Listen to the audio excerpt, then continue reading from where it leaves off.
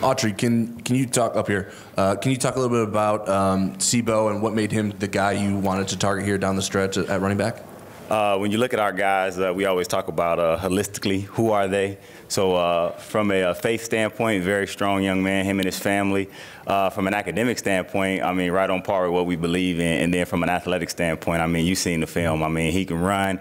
He is, I call him my throwback player, man. He's a down, dirty, just old school, get it done type of player, man. And it was refreshing to watch his film. So I think when you put all three of those together, he checks every box for us. When did he kind of cross your radar? Were you surprised to be able to find a guy of his caliber this late because of their early signing period, maybe tying a lot of those guys already up? You know what? Those guys, Dave Paloquin, Bill Reese, Aaron Carney, those guys do a great job of constantly making sure that we know who's out and who's available and doing the research. So we knew about them. We were blessed to be able to get him and have him come up and pull the trigger and like us the way we liked him. But we knew about him for a while.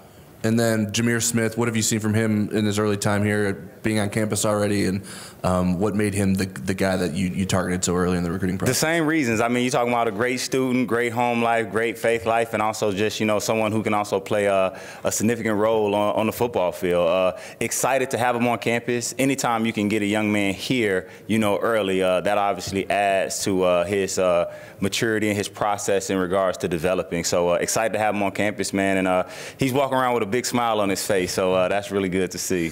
Now, obviously, with some holes in the depth chart running back, there seems to be an opportunity for playing time early for either of those guys. What's the biggest part of preparing them for a chance to play as freshmen?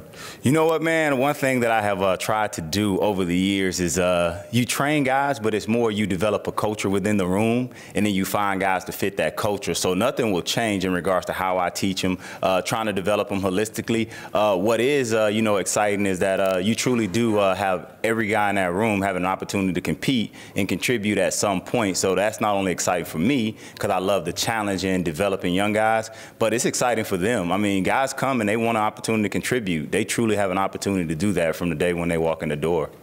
Thanks, Autry. No problem.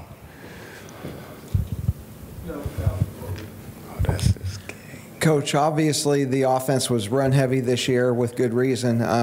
Will it be sort of like that again next year, but maybe with multiple hats instead of one big load carrier the whole way? Yeah.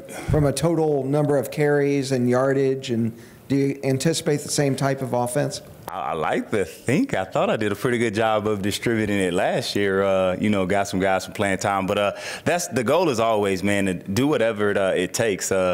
I'm going to put a plug in for our OC. I hope we stay run heavy, right? You're talking to the running back coach, so I like running the ball.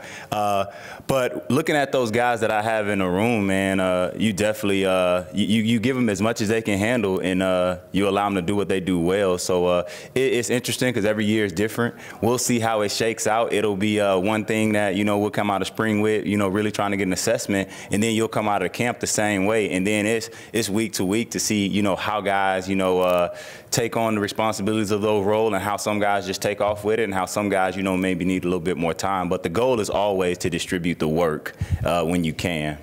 Yeah, I know you distributed it this year, but Dexter and Tony battled injuries really from day one, it seemed like. Is there anything in the next 6, 7, 8 months they can do to prepare themselves from a physical standpoint to be healthier next year? Or is it simply luck and, like, you can do all the things in the world and one day you tweak something?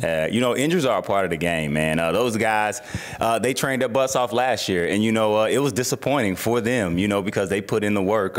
Just prayerful, man, that this year will be their year and it's their time. You know, for whatever reason, like I said, injuries are a part of the game, man, and I want them to stay the course in what they're doing, and hopefully we'll be able to, you know, have them take advantage of the opportunities this year.